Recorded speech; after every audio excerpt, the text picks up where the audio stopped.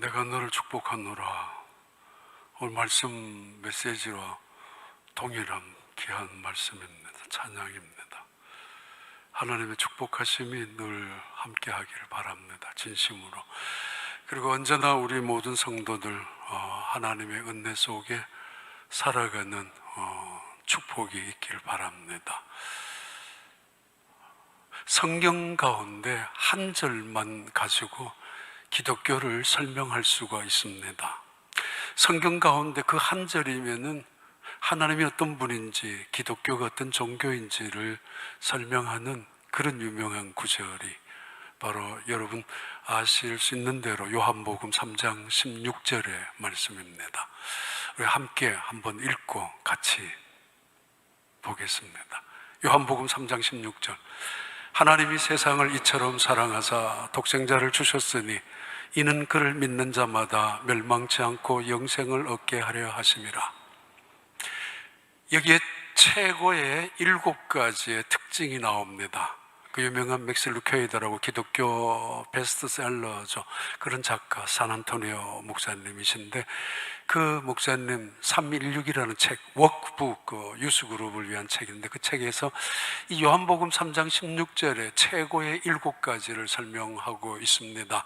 최고의 The greatest love, 최고의 사랑이 있고 invitation, 초청이 있고 구원, deliverance가 있고 그리고 거기에 possession, 소유가 있고 디그리, 순도가 있고 숫자, 넘버가 있고요. simplicity, 그 단순성이 있습니다. 이 한 절이면은 하나님이 어떤 분인지 그리고 기독교가 무엇을 하는 또 어떤 종교인지를 설명할 수 있는 그리고 이해할 수 있는 그런 귀한 한 절입니다.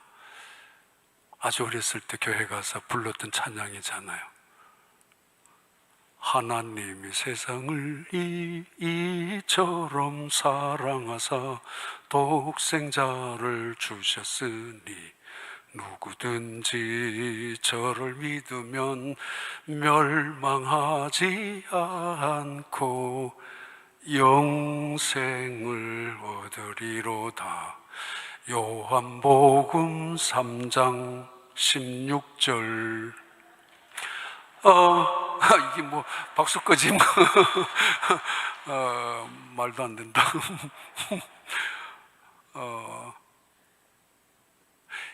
하나님이 이 세상을 얼마나 사랑하는지 표현해주는 매우 단순하면서도 구원이 무엇인지, 영생을 어떻게 소유하는지, 그리고 한 사람, 한 신인 하나님께서 세상의 수많은 인간들을 구원하실 수 있는 그런 말씀입니다.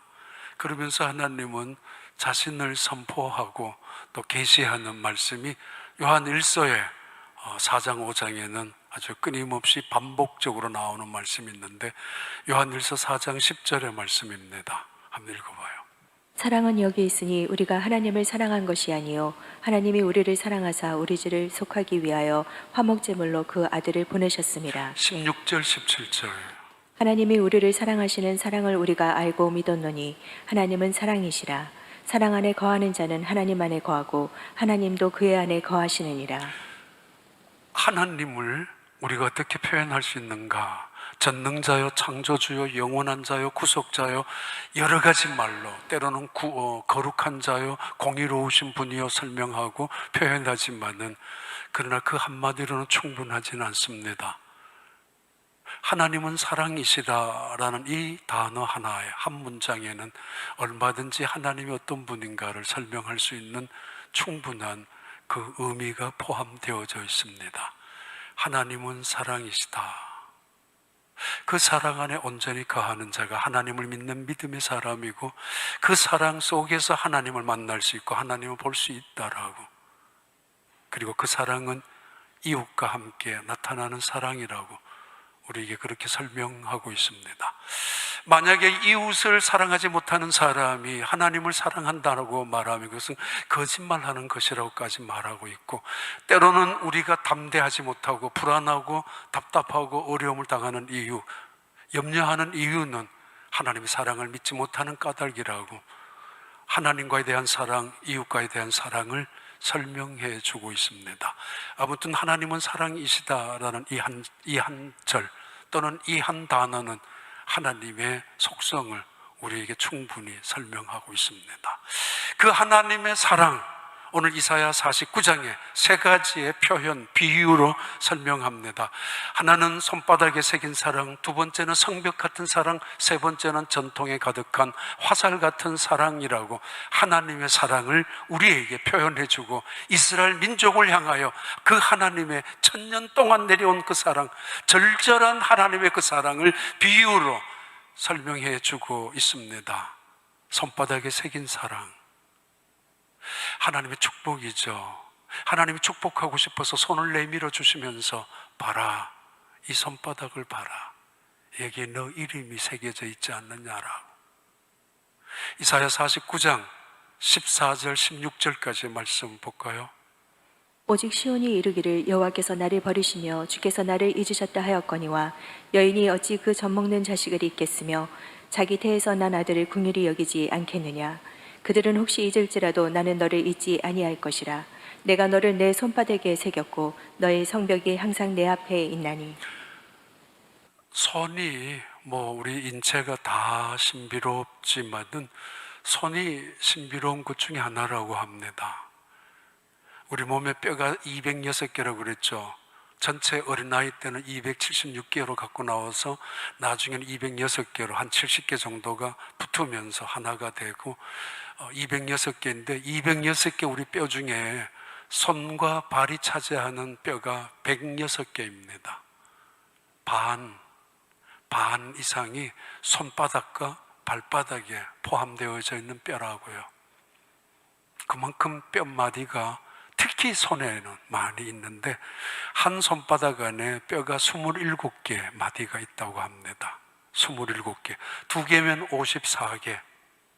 우리 몸의 뼈 206개 중에서 손바닥에 갖고 있는, 손목까지 포함해서 갖고 있는 뼈가 25%라고요. 그만큼 손바닥이 정교하게 만들어졌고 그만큼 손바닥이 신비로운 구조를 갖고 있다는 이야기죠.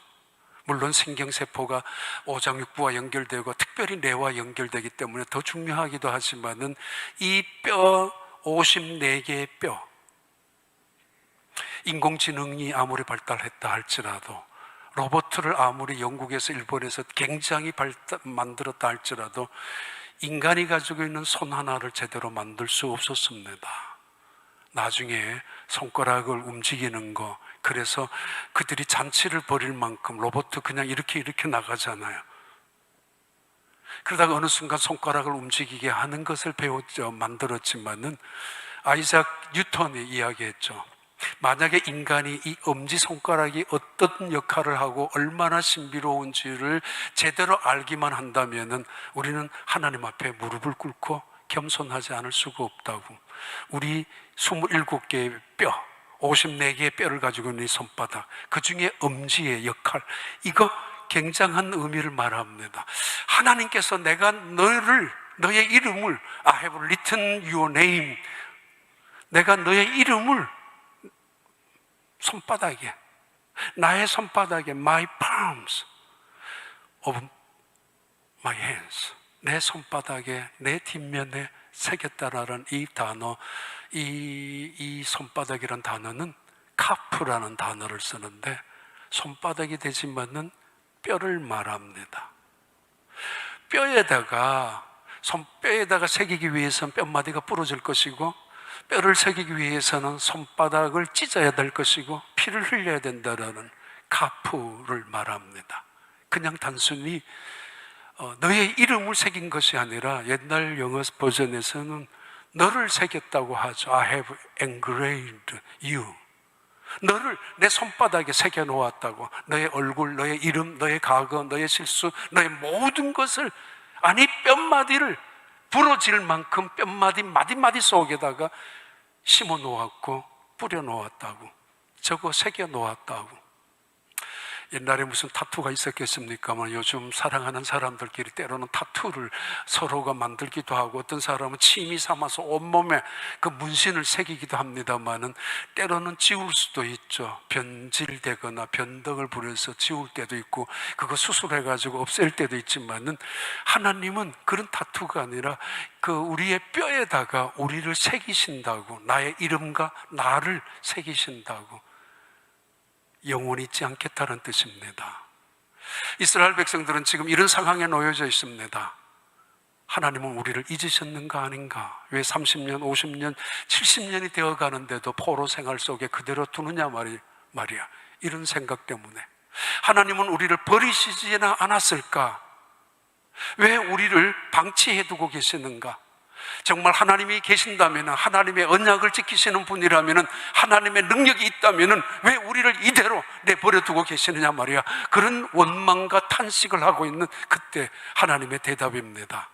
여인이 어찌 그 젖먹이를 잊을 수 있겠으며 자기 태에서 난 자식을 젖먹이를 잊을 수 있겠느냐고. 어찌 여인이 그 자식에게 긍휼을 베풀지 않겠느냐? 이 세상에 그 어머니가 자식을 향한 긍휼을 거두어가는 부모가 어디에 있겠느냐고. 혹시 그럴 때가 있을 수도 있겠지만은 본의 아니게 화재난 집에서 아이를 안고 나온다는 게 베개를 안고 나오거나 너무 당황하니까 어쩔 수 없을 때 그럴 수도 있을 것입니다만은 하나님 말씀합니다. 내가 어찌 너희를 버리겠느냐? 내가 어찌 너희들을 잊었겠느냐?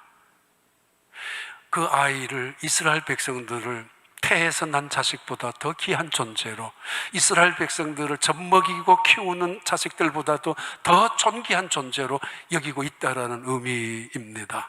내가 너희들을 안았고 품었고 업었고 그리고 달려와서 너희들을 지켜주지 않았느냐라는 그 말씀보다 더 한 단계 나가서 내가 너희의 이름을, 너희를 손바닥에 새겼다고, 영원히 잊지 않는다는 말이죠. 동시에 너희는 내 것이라라는 소유를 선언합니다. 너는 내 거라라는 선포를 의미합니다. 어딜 가든지 이스라엘 백성들의 모든 소유권은 하나님께 있고 너의 주인은 나라라는 소유를 의미합니다. 결코 버리지 않겠다라는, 결코 떠나지 않겠다라는 하나님의 아브라함, 이삭, 야곱에게 걸쳤던 약속을 확인해 주는 비유의 사랑입니다. 그러니까 하나님의 사랑, 손바닥에 뼘마디에 뼈가 부러질 만큼 결코 잊어버릴 수 없는, 버릴 수 없는 한 사랑, 그 사랑을 표현하고 있습니다. 동시에 손바닥, 손을 씻든지 밥을 먹든지 일을 하든지 온 세상의 피조물 속에 손을 사용해서 도구를 만들고 손을 사용해서 인류 문명을 발전시켜 나간 인간들, 언제나 이 손과 인간의 생활은 떨어질 수 없는 관계입니다. 무엇을 하든지 무엇을 먹든지 어디에 있든지 어느 곳에 머물든지 손바닥은 언제나 함께 있는 것입니다. 그거와 마찬가지로 하나님은 너희들이 항상 내 곁에 있다고, 내가 너희들을 본다고, 어디에 가든지 그가 생각나고 어디에 있든지, 아니 생각만이 아닌 것이 아니라 그를 품고 있는 것, 그를 갖고 있는 것을 의미하죠. 좋은 곳에 가면 갈수록, 아니면 힘들면 힘들수록 언제나 손바닥에 새겨진 그들을 바라보면서 그들을 생각하고 있는 하나님의 말씀, 그 사랑의 비유를 설명하고 있는, 표현하고 있는 말씀입니다. 카프, 야곱이 하나님과 씨름할 때에 하나님께서 야곱의 엉치뼈를 치셨을 때 그 엉치뼈, 바로 카프입니다. 우묵하게 들어가는 손바닥에 파여져 있는 그 부분, 카프처럼 하나님께서 때로는 그 카프, 야곱을 뼈를 쳐셔서 그를 지팡이에 의지하고 있었지만은 하나님의 사랑이 그 속에 있다라는 것을 비유한 적도 있었죠. 출애굽기 33장의 말씀입니다. 22절, 23절 한번 볼까요? 내 영광이 지나갈 때 내가 너를 반석 틈에 두고 내가 지나도록 내 손으로 너를 덮었다가 손을 거두리니 내가 내 등을 볼 것이요 얼굴은 보지 못하리라. 모세가 하나님을 향하여 하나님 영광 좀 보여주세요. 거듭 요청했을 때 하나님께서 나타나셔서 말씀하셨죠. 너 내 얼굴 보면 죽어. 그래요. 거룩하신 하나님을 죄인인 인간이 마주했을 때 살아날 수 있겠습니까? 태양을 10분만 마주한다면 눈이 멀어버리고 말 텐데 피조물인 태양도 말입니다. 창조주이신 하나님을 피조물인 인간이 정면으로 마주한다면 살아날 수가 있겠습니까? 피조물인 것을 내가 인정한다면 창조주 앞에서 털끝만한 죄도 태산같이 크게 보여질 것이고, 이 세상에서 가장 잘난 사람이라 할지라도 전능자 창조주인 하나님 앞에 두 손을 들고 무릎을 꿇지 않을 수가 없을 것입니다. 하나님 말씀하셨죠. 너 날 만나면 죽는 거야, 엎드려지는 거야. 그러나 그를 향하여 하나님이 이렇게 말씀하셨죠. 너 반석에 엎드려져 있어. 내가 내 손으로 너를 가리우고 내가 너 손으로 덮고 내가 너 손으로 너를 지켜줄 것이야. 그게 23절에 주님의 손, 주님의 카프 야훼를 말하는데, 주님의 손이 그의 몸을 덮어주어서 그가 가리워졌고 덮어졌고 하나님의 영광이 주의 손으로 그 위에 임했었다라고, 그때 카프이기도 합니다. 다시 말씀합니다. 나는 너희를 잊어버리지 않는다. 난 너희를 버리지 않는다. 오히려 나는 나의 손으로 나의 영광으로 너를 덮어주고 있을 것이 있고 지금도 너희들을 지켜주고 있는 것이라고 말씀합니다. 한국에서 라디오 방송, 오후에 방송에 나오는 많은 청취자들의 사연을 읽어주는 그런 프로그램이 있죠. 지금도 있을 겁니다. 그 내용들을 모아놓은 책이 있는데 그 책 중에 나온 이야기입니다. 어느 날 교환국에 전화가 왔습니다. 새벽에. 교환에 일하는 그분들은 새벽에 전화 오는 대부분의 전화는 좀 심각한 전화라는 걸 알고는 있죠. 요즘 같은 스마트폰 눌리기만 하면 모르는 전화부 다 나오지만 옛날엔 그러지 않았습니다. 20년 전만 하더라도. 그 전화를 묻는 질문이 고아원 아시는 대로 가르쳐 달라고, 전화번호를 첫 번째, 두 번째 정도 가르쳐 달라고 짐작을 하고 있는 이 전화국에서 일하는 한 분이 그 아주머니에게 말을 걸었습니다. 왜 고아원의 전화번호를 찾고 계십니까? 그거 묻지 마시고 가르쳐 주세요. 예, 알겠습니다. 그런데 한 번쯤 생각해 봐요. 그러면서 자꾸 말을 걸다가 보니까 전화선을 타고 들려오는 아주 어린 나이에 울음 섞인 소리가 들려왔습니다. 엄마, 나 고아원에 가기 싫어. 아주 어린 나이 울먹이는 그런 목소리로 엄마가 지금 전화하고 있는 걸 들었는가 보죠, 깨서. 그래서 엄마가 고아원 전화번호를 묻는 소리에 금방 자기가 그 고아원에 보내진다는 사실을 알게 되었죠. 그 어린 꼬마도 엄마, 나 배고파도, 아무리 배고파도 배 고프다 안 올 테니까, 그리고 내 동생하고 싸우지 않을 테니까 엄마, 나 고아원에 가기 싫어. 그 목소리가 전화선을 타고 교환 일을 하고 있는 그분에게 전달되어 왔습니다. 전화번호부를 올려놓고 이제 클릭을 하면 그 전화번호가 나가는 거지만은 그 일하는 그분이 다시 그 아주머니에게, 아주머니, 교회는 가보셨나요? 그때 이 전화했던 아주머니가 마치 그 이야기는 필립 얀시의 책 속에도 나오는 이야기인데 한국에서 일어난 똑같은 이야기입니다. 교회라뇨? 아니, 교회 가면은 그 많은 분들이 당신을 사랑할 텐데. 그 비슷한 이야기에 방송에 나온 글, 책 속에 있는 담겨져 있는 글입니다. 교회요? 가봤어요.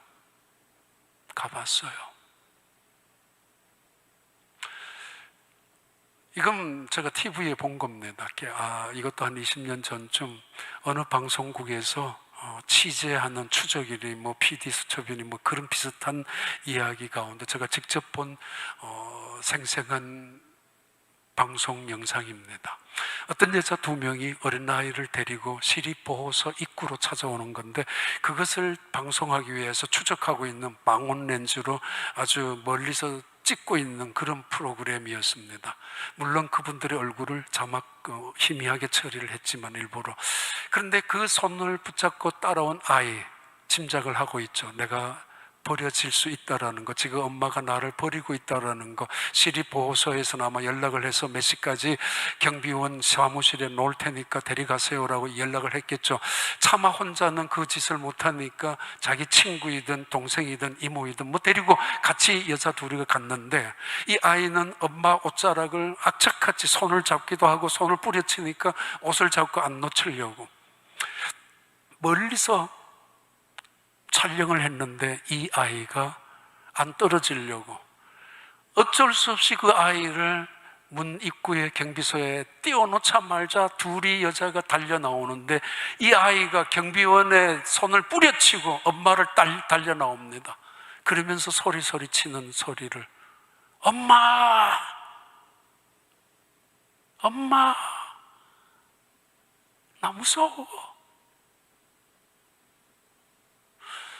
사람들은 혹시 내가 내 몸에서 태어난 자식을 버릴 수 있어도, 잊어버릴 수 있어도 그래서는 안 되지만은, 때로는 자기 인생에 방해가 되거나 자기 인생에 장애물이 된다고, 때로는 그 아이의 미래를 위해서 나보다는 더 좋은 사람 입양을 시켜주기 위해서 그러는지 모르겠지만 버릴 수도 있다라는 거죠. 때로는 내 자식이라 할지라도, 긍휼을 베풀어 줘야 하는 내 자식이라고 할지라도 긍휼을 딱 거둘 수도 있지만은, 하나님 말씀합니다. 나는 너희를 내 손바닥에 새겨두었어.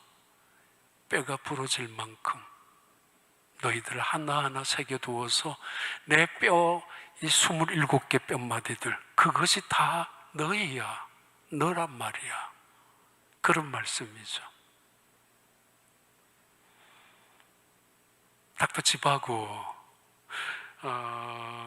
그 1958년도에 노벨 문학상을 발표했던 사람, 이 책이지만은, 근데 그분은 누구죠? 그 작자는 파르테냐스라는 사람, 보리스 파르테냐스라는 그 저자는 거부하기도 했습니다. 그 닥터 지바고의 마지막 장면, 웅장한 영화도 나왔죠. 책에 그 웅장한 장면이 나오는데, 그 여학생, 타냐라는 여학생이 혼자 도망을 갑니다.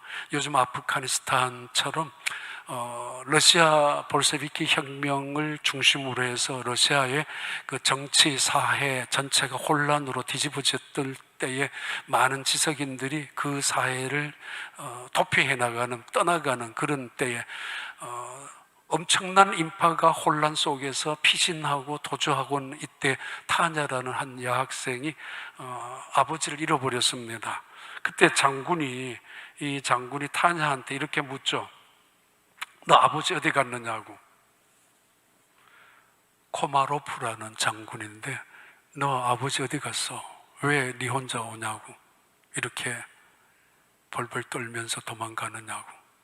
네, 너무 사람들이 많아서 아버지의 손을 놓쳤습니다. 그랬어요. 그러니까 코마로프 장군이 이야기했죠. 그 아버지는 너 친아버지가 아니야. 너 친아버지가 아니었어. 너의 친아버지는 닥터 지바고야. 그 장면이 눈에 들어옵니다. 진짜 아버지라면 너를 포기하지 않아. 진짜 아버지라면 너의 손을 결코 놓을 수 없다고. 전쟁터 속에서도 끌어안고 업고, 내가 부상을 당했다 할지라도 전쟁터 속에서도 가슴에 안고 달려올지언정 버리지 않는다고. 요한복음 10장 28절 29절의 말씀은 이렇게 우리에게 증언하고 있습니다. 내가 그들에게 영생을 주노니 영원히 멸망하지 아니할 것이요 또 그들을 내 손에서 빼앗을 자가 없느니라. 그들을 주신 내 아버지는 만물보다 크심에 아무도 아버지 손에서 빼앗을 수 없느니라. 그 손, 하나님의 뼘마디 속에 우리를 새겨놓으신 하나님의 사랑의 그 손은 결국 이 땅에 그의 아들을 보내시면서 그 손바닥에 혹은 손목이든 상관없습니다만은 못을 박으셔서 이렇게 말씀하셨습니다. 십자가 위에서 봐라, 내가 너를 이렇게 사랑하는 거야. 이제 너희 이 손바닥에 너희를 새겨두었어. 결코 잊을 수도 없고 버릴 수도 없고, 결코 너희는 세상에 쫓아갈 수도 없고, 너희는 내 것이야. 내가 너를 핏값으로 샀어. 그리고 그 모든 증서가 이 손바닥에 있다고. 십자가 위에서 새겨진, 예수 그리스도의 손바닥에 새겨진 그 사랑, 그게 요한복음 3장 16절에 선언하는 말씀입니다. 손바닥에 새긴 사랑과 더불어서 성벽 같은 하나님의 사랑입니다. 이사야 49장 봐요. 내가 너를 손바닥에 새겼고 너의 성벽이 항상 내 앞에 있나니 내 자녀들은 빨리 걸으며 너를 헐며 너를 황폐하게 하던 자들은 너를 떠나가리라. 내 눈을 들어 사방을 보라. 그들이 다 모여 내게로 오느니라. 나 여호와가 이르노라. 내가 나의 삶으로 맹세하노니 내가 반드시 그 모든 무리를 장식처럼 몸에 차며 그것을 띠기를 신부처럼 할 것이라. 이는 내 황폐하고 적막한 곳들과 내 파멸을 당하였던 땅이 이제는 주민이 많아 좁게 될 것이며 너를 삼켰던 자들이 멀리 떠나갈 것이니라. 자식을 잃었을 때에 낳은 자녀가 후일에 내 귀에 말하기를 이곳이 내게 좁으니 넓혀서 내가 거주하게 하라 하리니. 비록 지금은 무너진 성벽입니다. 폐허가 된 성벽입니다. 때로는 병든 자식을 버릴 수 있는 부모도 있기도 합니다. 부모를 버리기도 하고, 병든 남편을 두고 떠나가는 아내도 있고, 병든 남편을 두고 떠나가는 남편 또는 아내도 있겠죠. 실패한 남편을 보고 모른 척 이젠 할 만큼 다 했다고 떠나갈 수도 있습니다만은, 하나님이 이스라엘 백성들을 향한 또 다른 사랑은 성벽 같은 사랑입니다. 예루살렘의 무너진 성벽, 이스라엘 땅의 황무한 땅, 사람조차 살지 않는, 짐승만 오고 가는, 잡초만 우성한 그런 성벽을 바라보면서 사람들은 떠나가고, 사람들은 하나님이 어디 계시느냐고 조롱하고, 아니 이제는 끝이라고 절망하고 있는 그 순간에 하나님께서 이스라엘 백성들을 향하여 하는 말씀입니다. 너희들의 성벽이 내 앞에 있다고. 아무리 무너졌다 할지라도 나는 떠나지 않을 것이며, 실패한 성벽이라 할지라도 결코 나는 업신여기지 않을 것이라고, 오히려 그 성벽이 나의 사랑을 말하는 성벽이라고까지 말하고 있습니다. 그리고 그들을 향하여 미래를 예언하죠. 항무지 이 땅이 새로운 도성으로, 사람 없었던 이 땅이 어린아이들로 가득 찬 새로운 세계로 세워질 것을, 그래서 하나님의 영광이 다시 세워질 것을, 그 성 안에 미래를 예언하고 있는, 하나님은 사랑에서 미래를 예측하고 사랑에서 불행을 만드는 것이 아니라 그 사랑을 통하여, 성벽 같은 사랑을 통하여 새로운 하나님의 영광을 바라보고 있는, 미래를 꿈꾸고 있는 사랑을 말하고 있습니다. 성벽, 이거 호마라는 말입니다. 호마, 성벽. 원래 이 뜻은 어디서 나왔는가 하면은 시어머니라는 단어를 하모트라고 씁니다. 시어머니는 하모트. 룻이라는 여자가 나오미에게 어머니 가시는 곳에 나도 갈 것이며, 어머니 머무는 곳에 나도 머물 것이며, 어머니 주거 장사되는 곳에 나도 장사될 것입니다. 그렇게 살기를 원합니다. 그 청상 가부의 며느리를 보고 시어머니 나오미가 룻에게 돌아가라고 그랬잖아요. 돌아가라고, 모압 땅에 가라고. 알죠? 이 모압 이방인 여자가 예루살렘 베들레헴에 왔을 때 당할 수모, 청상 가부의 이 며느리가 이상한, 그 땅에 있는 남자들에게 박해당해야 될 이상한 그런 조롱거리들 다 알고 있죠. 그리고 돈 한 푼 없는 시어머니 곁에 머물기를 원하는 그 며느리를 바라보면서 어떤 생각이 들었을까? 성경책에 나오는 호마 또는 이 하모트란 단어가 같습니다. 시어머니, 이게 하모트 또는 호마입니다. 그 며느리 룻에게 울타리가 되어주고 그 며느리에게 성벽이 되어주겠다라는 의미죠. 사람들이 침뱉음을 당하더라도 내가 울타리가 되어줄 것이며, 이제 연약한 이 외로운 이 며느리에게 이 세상 사람들이 그를 찌빨른다 할지라도 내가 성벽이 되어서 내가 대신 침을 맞아주고 내가 대신 찌빨힘을 당할 것이며 내가 죽는 날까지라도 너의 보호자가 될 것이라고. 한 여인 시어머니, 그게 성벽이라는 단어와 동일한 단어입니다. 호마. 우리의 울타리가 되어주시고 우리의 성벽이 되어주시는, 마치 며느리 룻을 향하는 시어머니 나오미의 마음처럼 하나님이 우리를 향하는 사랑, 성벽 같은 사랑, 너희는 내 앞에 항상 있는 사랑이라고 말합니다. 맥스 루케이도가 했던 말이죠. 시편 139편에 나오는 여호와여 어찌 생각이 그렇게 많으십니까? 바다의 모래알보다 더 생각이 많도소이다. 나를 존귀하게 여겨주신 하나님의 생각, 나에게 국류를 베풀어 주신 하나님의 생각, 어찌 내가 다 감당할 수 있겠습니까? 그러면서 만약에 하나님에게 냉장고가 있다면 냉장고 앞에 내 사진을 붙여놓아야 할 것이고, 만약에 하나님께서 지갑이 있다면 그 지갑 가장 좋은 곳에, 언제든지 볼 수 있는 곳에 내 사진을 들고 다니실 것입니다. 하나님은 세상 어디에도 마음대로 가실 수 있는 곳이지만은, 그리고 하나님은 얼마든지 가실 수 있는 분이지만은, 하나님은 내 옆에 계시는 그분, 내 마음에 들어오기를 원하시는 그분, 하나님 앞에 나를 바라보시기를 원하시는 그분. 맥스 루케이토의 묵상집에 나오는 고백이죠. 그분은 나를 바라보시면서 사랑하시는 기쁨을 가지고 있는 분이라고. 그러면서 울타리가 되어주시고 그리고 성벽이 되어주시는 그 하나님, 눈에는 보이지 않죠. 그런데 스가랴 2장 4절부터 5절까지의 말씀입니다. 이르되 너는 달려가서 그 소년에게 말하여 이르기를 예루살렘은 그 가운데 사람과 가축이 많으므로 성곽 없는 성읍이 될 것이라 하라. 여호와의 말씀에 내가 불로 둘러싼 성곽이 되며 그 가운데에서 영광이 되리라. 하나님은 이스라엘 백성들에게 성벽을 쌓지 말라고 말씀하십니다. 성벽을 쌓는다는 이야기는 그 성밖 안에서 내가 내 안전을 지키겠다는 바벨 포트레스 안에 있는 사람들의 논리잖아요. 하나님은 언제나 이스라엘 백성들에게 명령하셨습니다. 성벽을 쌓는다고 안전히 지켜주고 너희들이 국력이 강해지는 거 아니라고. 그러면서 대안을 말씀하셨죠. 내가 너희의 성벽이 될 거라고. 성벽 없는 마을을 만들라고 늘 말씀하셨죠. 플라자라는 동네를, 동서남북이 터여져 있는 광장을 만들라고 말씀하셨죠.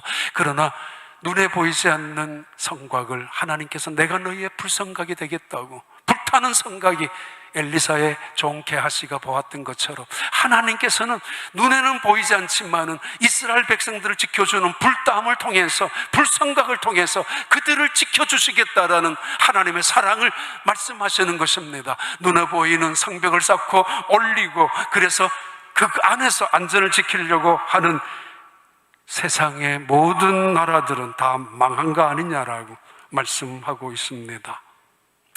2004년도에 탈북한 한 사람, 그 글이 있습니다.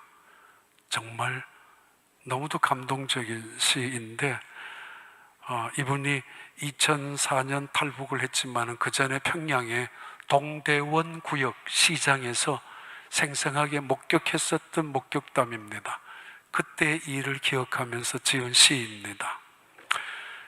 한 아주머니가 한 아이를 데리고 있는 모습이었죠. 그는 초췌했다. 내 딸을 100원에 팝니다. 그 종이를 목에 건 채 어린 딸 옆에 세운 채 시장에 서 있던 그 여인은 초췌했다. 그는 벙어리였다. 팔리는 딸내와 팔고 있는 모성을 보며 사람들이 던지는 저주에도 땅바닥만 내려보던 그 여인은, 지나가는 사람들이 입을 삐죽거리죠. 어떻게 아이를 파냐고 많이 비난하죠. 저런 여자가 어떻게 엄마냐고. 그 아이를 목에 걸고 있는 100원에 판다고 말하는 편말을 찢어버리고 침을 뱉고 지나가는 사람도 있었죠. 그리고 아이한테 물었죠. 얘야, 이 여자가 네 엄마 맞아? 라고까지 계속하는 시이죠. 그는 눈물도 없었다. 제 엄마가 죽을 병에 걸렸다고 고함치며 울음 터지며 딸내가 치마폭에 안길 때도 입술만 파르르 떨고 있던 그 여인은 그 옆에 있는 아이가 말하죠. 우리 엄마 맞아요. 우리 엄마 맞아요. 근데 우리 엄마 곧 죽어요. 죽는단 말이에요. 암에 걸렸거든요. 그는 감사할 줄도 몰랐다. 당신 딸이 아니라 모성애를 산다며 한 군인이 100원을 지어주자 그 돈 들고 어디론가 뛰어가던 그 여인은 어머니였다. 딸을 판 100원으로 밀가루 빵 사들고 허둥지둥 달려와 이별하는 딸내의 입술에 넣어주며 통곡하는 그 여인은 그 어머니였다. 용서해라, 용서해라. 빵 한 조각을 먹여 보내고 싶은 어머니의 심정. 500원 줄게요, 1000원 줄게요 라고 하는 사람도 있었겠지만 그런 식으로 팔고 싶지 않아서 누군가에게 100원만 받고 빵 하나를 받아서 그에게 먹여주고, 그리고 그 아이를 데려가는 그 사람에게 마음속으로 소원이 있죠. 내 딸 나이에 울타리가 되어주세요, 성벽이 되어주세요. 그것을 알았던 평양 동대원 구역에 모였던 시장의 사람들이 전부 울었었다고 그래요. 통곡을 하듯이 울었던 장면을 기억하면서 탈북했던 그 시인의 시입니다. 결론을 드릴게요. 로마서 5장 8절 봐요. 아직 죄인 되었을 때 그리스도께서 우리를 위하여 죽으심으로 하나님께서 우리에 대한 자기의 사랑을 확증하셨느니라. 하나님의 마지막 사랑이죠. 그것은 칼 같은 사랑, 날카로운 칼의 사랑이고, 또 하나의 사랑은 바로 전통에 가득한 화살의 사랑입니다. 가끔 그래서 하나님 우리 정말 사랑하는 거 맞냐고, 그럼 왜 이 고통을 주느냐고, 하나님이 정말 우리의 하나님이 맞냐고, 그럼 우리에게 왜 이런 어려운 일을, 시련을 주시느냐라고 원망할 때도 있습니다. 이사야 49장은 종의 노래라고 불리우치는 메시아가 부른 노래 두 번째 노래인데, 그 메시아가 이 세상에 오셨을 때 종으로 오시면서 그 메시아가 부를 노래입니다. 그 메시아의 입에 나타날 날카로운 칼을 의미하고 하나님의 전통에 가득한 화살을 비유하듯이 그렇게 메시아를 예언하고 있는데, 이것은 마치 우리를 향한 하나님의 사랑의 표현이기도 합니다. 날카로운 칼을 만들기 위해서는 은이 재련소에 들어가고 금이 도가니 속에 들어갔다 나오는 것처럼, 도자기가 풀문불 속에 들어갔다 나와야 되는 것처럼 날카로운 칼이 쉽게 되는 거 아닙니다. 전쟁터에서 내 목숨을 지켜줄 칼이라면 날카로워야 할 것입니다. 쉽게 부러져서도 안 될 것입니다. 날카로운 칼. 하나님이 사랑하기 때문에 그에게 때로는 고난도, 강물 속에도, 시련도, 불 속에도, 왜 남들은 다 건강하고 다 남들 가정은 괜찮은 것 같은데 우리 아이는, 우리 집에는 내 어려움을 왜 주느냐라고 날카로운 칼을 내 입에 주기 위함이라고, 하나님의 사랑이라고. 성경을 읽습니다. 하나님의 말씀은 생명력이 있다고. 하나님의 말씀은 살아 운동력이 있어 좌우의 날선 검보다도 예리하여 혼과 영과 관절과 골수를 찔러 쪼개기까지 하는 하나님의 말씀. 고난 속에서도 원망부터 나오고, 실망 속에서도 탄식부터 하고, 세상의 어두운 세력 속에서도 불평부터 하고 있는 사람들, 아니면 악한 시련 속에 시험을 당하면서 악한 그 어두운 영들과 사탄과 싸울 때도 단 한 번도 하나님 말씀이 기억나지도 아니하고 그 말씀의 능력이 나타나지 아니하고 내 입술을 통하여 날카로운 칼 같은 하나님의 말씀을 통하여 물리치지 못하고 살아간다면 수십 년 성경을 들고 다닌들 무슨 소용이 있겠습니까? 수십 년 성경을 읽는다 할지라도 무슨 의미가 있겠습니까? 그 말씀이 내 입술 속에 날카로운 입술, 날카로운 칼처럼 되지 못한다면, 시편 기자가 이야기하죠. 고난 당하기 전에는 내가 몰랐지만 고난 속에서 이 말씀이 얼마나 칼이 되었는지, 고난을 통하여 얼마나 날카로운 칼이 되었는지. 그래요. 어려움을 당한 사람에게도, 시험을 당한 사람에게도, 시련을 당하고 있는 사람들에게도 내 입술 속에 나타나는 날카로운 칼, 살아있는 생명의 하나님의 말씀이 나가면서 그를 살려주기도 하고 그를 세우기도 하고 사탄을 물리치기도 하죠. 하나님 말씀은 능력이기 때문에 전통에 가득한 화살 같은 하나님의 사랑, 날카로운 칼을 만드는 하나님의 사랑, 버릇없는 인간을 만드는 게 아니죠. 새겨놓은 이름이라고 성벽 같은 아들이라고 언제나 감싸는 것만 아니에요. 때로는 시련 속에, 때로는 풀무 속에 집어넣기도 합니다. 마강에 빛나는 화살이 되기 위하여 하나님의 사랑이죠. 사랑의 능력이 있다고 그랬죠. 그 능력은 뭐예요? 화살 같은, 날카로운 칼날 같은 사랑이잖아요. 화살의 중요한 것은 화살촉입니다. 시위대도 중요하지만은 화살촉이 만약에 뭉그러져 있으면은 종이도 제대로 뚫지 못하고 찢어지고 있습니다. 날카로운 화살촉이라면은 때로는 철문도 뚫을 수 있을 것입니다. 그렇게 날카로운 화살을 하나님의 손에 들려져 있는 전통에 가득한 담아놓고 있다고, 그리고 숨겨두고 있다고. 필요할 때만, 아니 필요할 때도 사랑으로 보이시게 하는 날카로운 칼이나 전통의 화살이 가득한 화살이나 이것은 사용을 위해서 있을 것입니다. 그렇게 만든 것입니다. 이유는 하나님의 사랑을 세상을 향하여 나누기 위하여, 전도하기 위하여, 보여주기 위하여. 하나님을 사랑하는 사람, 그 사랑을 깨닫는 사람들, 그 사랑을 통해서 세상을 이기는 사람들, 세상에 살아가는 하나님의 사람들을 의미합니다. 그 유명한 조앤 롤링의 책 해리포터, 너무도 잘 알죠. 너무도 유명한 해리포터, 반지의 제왕 편에 나오는 이야기죠. 마지막 부분에 이 해리포터가 어렸을 때 태어나면서 마법의 힘이 있다는 것을 알게 되죠. 이상한 신비한 힘이 자기 몸속에 있다는 걸 알게 되면서 결국 마법 학교로 갑니다. 마법 학교에 가서 훈련을 받게 됩니다. 이유는 선한 일을 위하여 마법을 사용하려고, 그리고 선한 사람들을 도와주기 위해서 마법 학교에 갔는데, 이것을 알았던 악한 마법사가 이 해리포터를 죽이려고 끝까지 쫓아다닙니다. 그래야 자기를 방해를 안 하기 위해서 끝까지 쫓아다니는데 안 죽습니다. 이 해리포터가. 이 해리포터가 그 마법 학교의 교장인 알버트 덤블도어라는 교장에게, 얼마 전에 영국 배우인데 돌아가셨지만은 덤블도어 역할을 한 사람입니다.